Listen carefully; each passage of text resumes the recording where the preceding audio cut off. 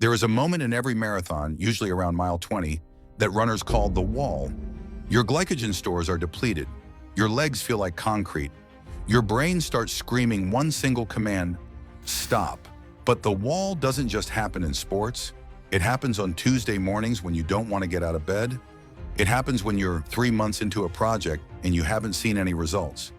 It happens when you feel like everyone else is ahead of you and you are stuck running in place. Most people hit the wall and turn around. They call it being realistic. They call it knowing their limits. But there is a very small group of people who see the wall not as a stop sign, but as a door. Today, we aren't telling fairy tales. We are looking at the psychology of the world's toughest humans, people like David Goggins, Kobe Bryant, and elite ultra runners, to find out how they break through the wall and how you can use their mindset to fix your life. Let's start with the man who invented the modern definition of mental toughness, David Goggins. Before he was a Navy SEAL, Goggins was overweight, working as an exterminator, and terrified of his own potential. He teaches a concept called the 40% rule. The rule is simple. When your mind tells you that you are done, that you are exhausted, and that you cannot go another step, you are actually only 40% done. Your brain is a survival mechanism. It is designed to save you. It's like a car with a governor on the engine. It limits your speed to keep the engine from blowing up. When you feel burned out or anxious, that is your brain's governor kicking in. It's trying to keep you safe. It wants you to go back to the couch. But Goggins argues that safe is where dreams die.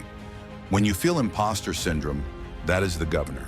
It's your brain saying, stop, this is new, this is scary, go back to what you know. If you listen to the governor, you stay at 40%. The other 60%, that lives after the suffering begins.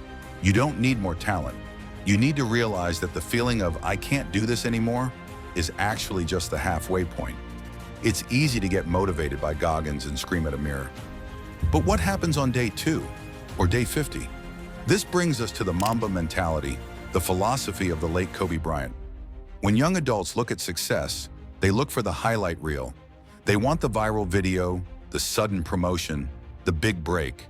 But Kobe didn't train for the highlights. He trained for the basics. There's a story of a Team USA practice where a teammate watched Kobe train. Kobe practiced the same boring move, just a pivot and a shot, for an hour straight. No dunks, no flash, just basic footwork. Why? Because boredom is the filter. Most people give up on their goals not because the goal is too hard, but because the path is too boring. You feel like you're running out of time because you want the result now. You want the shortcut. Kobe understood that the magic is in the mundane. If you want to overcome life obstacles, you have to stop looking for the excitement. You have to fall in love with the boredom. You have to do the work when no one is clapping. The Mamba mentality isn't about being aggressive. It's about being consistent when it's not fun anymore. Finally, let's talk about the ultra runners. These are people who run 100 miles or more. Courtney Dauwalter, one of the greatest ultra runners of all time, has a concept for when things get dark. She calls it the pain cave. When life hits you hard, when you lose your job, when you go through a breakup, when you feel totally lost, you enter the pain cave. Most people panic here. They try to scramble out. They numb themselves with scrolling or drinking or distractions. They are afraid of the dark. Courtney says, grab a chisel. When she enters the pain cave, she visualizes herself going in with a hard hat and a chisel. She decides to work in there. She says, I'm going to make this cave bigger. She accepts the suffering. She doesn't fight it. She uses it. This is the secret to overcoming obstacles. You don't overcome them by avoiding the pain. You overcome them by getting comfortable with being uncomfortable. You might not be an NBA player. You might not be a Navy SEAL. But make no mistake, your life is a sport. Your obstacle, that debt, that anxiety, that career path that scares you, that is your opponent. When you feel like quitting, remember the 40% rule. You have so much more in the tank. When you feel bored and want to check your phone, remember the Mamba mentality. The boredom is where the elite are made. And when it hurts, when you feel like you can't take it anymore, grab your chisel. Welcome to the pain cave. Don't pray for an easy life. Don't wish you had more time.